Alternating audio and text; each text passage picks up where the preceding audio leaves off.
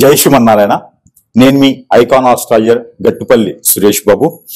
మనకి ఈ 2025 సంవత్సరం ఏదైతే ఉందో ఇది ఆరంభం నుంచి కూడా ఈ సంవత్సరం చివరి ఆఖరి వరకు కూడా ఎలా ఉండబోతుందనే దాని గురించి మనం చూస్తున్నాము. అయితే మనం ఏదైతే చెప్తున్నామో కొంతవరకు అటు ఇటు అయినప్పటికీ కూడా మనం చేసేటువంటి విధి విధానాలను బట్టి కూడా మన ఒక జాతకం అనేది ఉంటుంది. ఒక రకంగా మనం చెప్పాలి అంటే ద్వాదశ రాశుల వారికి కొన్ని రకాలుగా ఉంటుంది. అంటే అది ఎలా అంటే జాతక ప్రకారంగా గోచార ప్రకారంగా తీసుకొని మన యొక్క దశ అంతర్దశలు తీసుకొని ఏ స్థానంలో ఏ ఒక గ్రహం ఉందో దాన్ని బట్టి తీసుకునేటువంటి ప్రెడిక్షన్స్ ఉంటాయి. రెండోది మన చాకచక్యం, మన తత్ఫలితాలు, మనం చేసేటువంటి పనులు, దీని వలన కూడా మన యొక్క స్థితిగతులు అనేది మారుతూ వస్తూ ఉంటాయి. ఇది అందరికీ తెలిసినటువంటి విషయమే.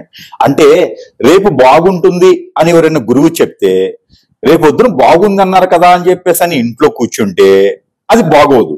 ఎందుకంటే బాగుంది ఎందుకంటే మన కార్యాచరణ మనం చేసుకుంటూ ఉంటే అది బాగుంటుంది. అలా అని చెప్పేసి కాకుండా బాగుంటుంది అన్నారని చెప్పి కూర్చుంటే అవ్వదనమాట. అందుకని మనం చేసేటువంటి పనుల్లో ఆటంకాలు వచ్చినా, ఎదురితలైనా, ఏదైనా విఘ్నాలు వచ్చినా కూడా వాటికి అధిగమించి వాటికి పరిహార నిమిత్తంగా ఏదైనా చేసుకొని ముందుకు వెళుతూ ఉంటే మన కార్యాచరణ బాగుంటుంది. మనం అనుకున్నట్టుగా గురువు చెప్పినట్టుగా కొనసాగుతూ ఉంది. కాబట్టి ఈ 2025 సంవత్సరం అందరికీ కూడా సుసంకారంగా ఉంది, అందరికి కూడా బహువిధంగానే ఉంది, అందరికి కూడా చాలా బాగా ఉంటుంది. కాబట్టి అలానే 2026 సంవత్సరం ఎలా ఉండబోతుంది, ఎప్పుడైనా మనకి ఎలా ఉంటుందంటే మన పెద్దవాళ్ళు చెప్తారు ఏంటంటే ఎప్పుడైనా సరే ముందు వచ్చే కాలానికి మనము ఆలోచింపదగిలితే దానికి తగినటువంటి జాగ్రత్తలు తీసుకునే దానికి అనుకూలంగా ఉంటుంది. ఇప్పుడు వర్షాకాలం వస్తుంది అనగానే మనకు ముందుగా తెలుస్తుంది అప్పటికి జూన్, జూలై, ఆగస్టులో వర్షాకాలం వస్తుంది అని. అలానే సెప్టెంబర్, అక్టోబర్, నవంబర్లో శీతాకాలం వస్తుంది, తర్వాత ఎండాకాలం వస్తుంది. ఇది కామన్ గా మనకి కాలాలు అనేది తెలుస్తూ ఉంటుంది. దానికి ముందుగానే మనం తెలుసుకొని జాగ్రత్త పడాలి. వర్షాకాలం వస్తున్నప్పుడు ఏం మనకి అవైలబుల్ ఉండవు, ఏం దొరకవు, మనకి వాంటెడ్ ఏముంది అవి మనం ఎండాకాలంలోనే సమకూర్చుకోవాలి.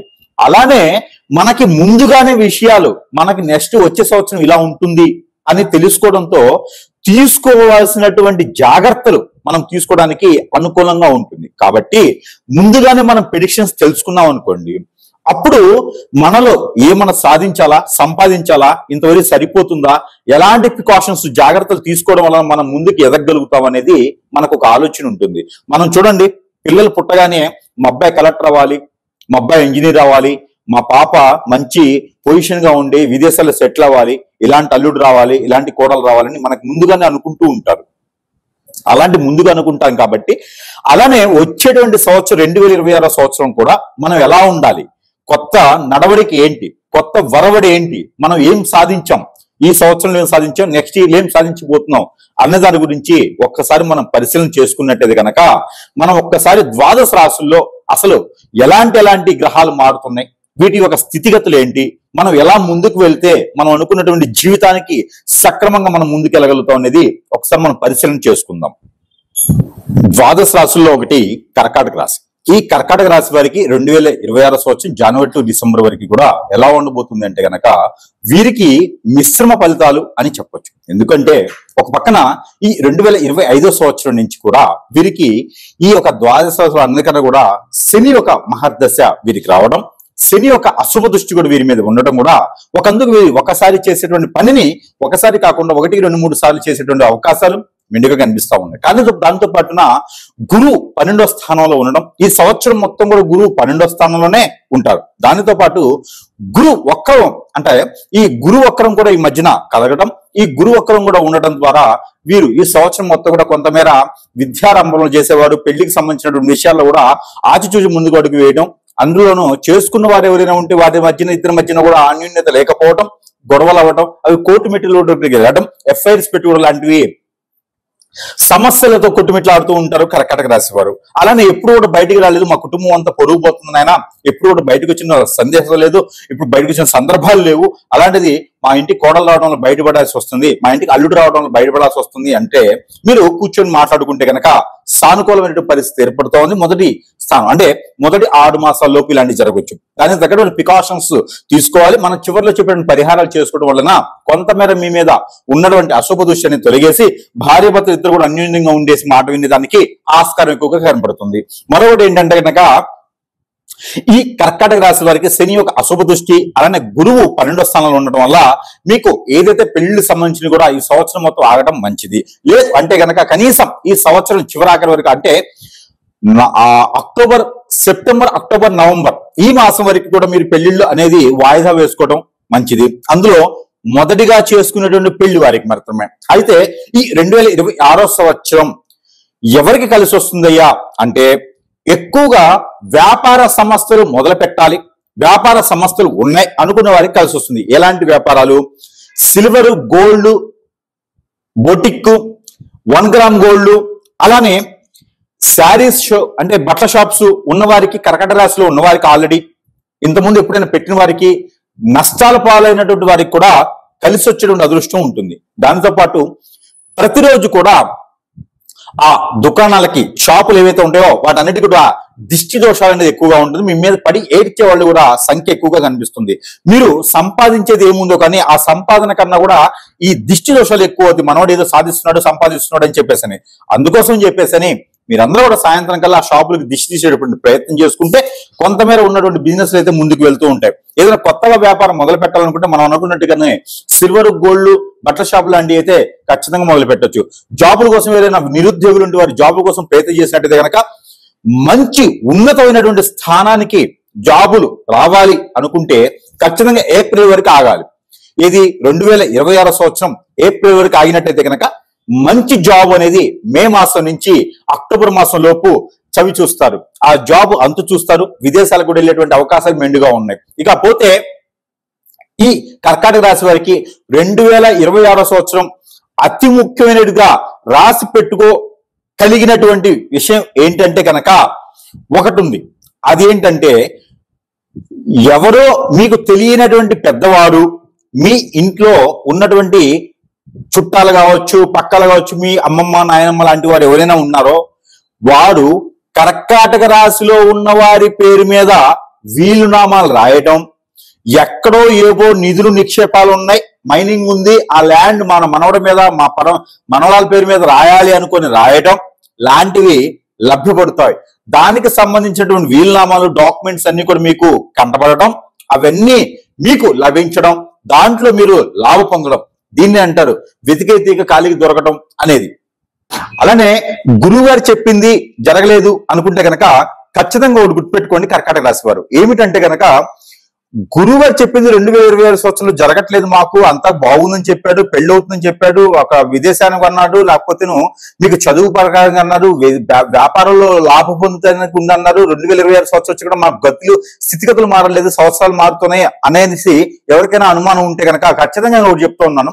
మీలో ఎవరైనా తెలిసి తెలియనటువంటి శత్రువులు కానీ, మనతో ఉన్నటువంటి బంధుమిత్రులు కానీ, మనతో ఉన్నటువంటి శ్రేయభిలాషులు కానీ, ఫ్రెండ్స్ కానీ ఎవరైనా కానీ మనకి వారు ఏదైనా చెడు ప్రయత్నం చేసి ఉండొచ్చేమో ఒక్కసారి గమనించుకోండి. ఎక్కడైనా మీకు సమీప దూరంలో ఉన్నటువంటి ఎక్కడైనా గురువు గారు ఉంటే సంప్రదించండి.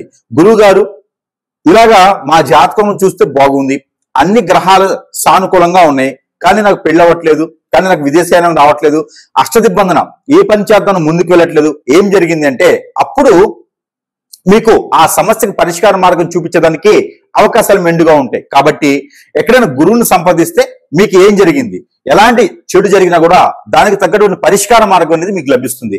అలానే చిన్న చిన్న ప్రయత్నాలు, చిన్న చిన్న ఏదైనా చెడు జరిగితే కూడా తీసేసేందుకు ఈ యొక్క పరిహారం చేసుకున్నట్లయితే ఈ 2026 సంవత్సరంలో అందరితో పాటు కాకుండా మీకంటూ ఒక స్థానం, మీకంటూ ఒక గమ్యం, మీకంటూ ఒక స్థాయి వచ్చేందుకు మార్గాలు అయితే ఖచ్చితంగా వెతకండి. 2026 సంవత్సరం ఖచ్చితంగా ఉన్నత శిఖరాలు చేరుకునేలాగా అయితే కర్కాటక రాశి వారు సిద్ధంగా ఉండాలి. అయితే ఒకటి, ఈ కర్కాటక రాశి వారికి ముఖ్యమైనటువంటిది ఒకటి ఏంటంటే, పరిహారం ఎలా అయితే చేయాలో ఆ పరిహారంతో పాటు మీరు ఏదైతే గోల్ అనుకుంటున్నారో ఆ సాధించేంత వరకు కూడా ఏదైనా ఒక దీక్షగా ఉండండి. ఆ దీక్ష మిమ్మల్ని సాధింపజేయడానికి, అడుగులు వేయడానికి ఆస్కారం ఉంటుంది.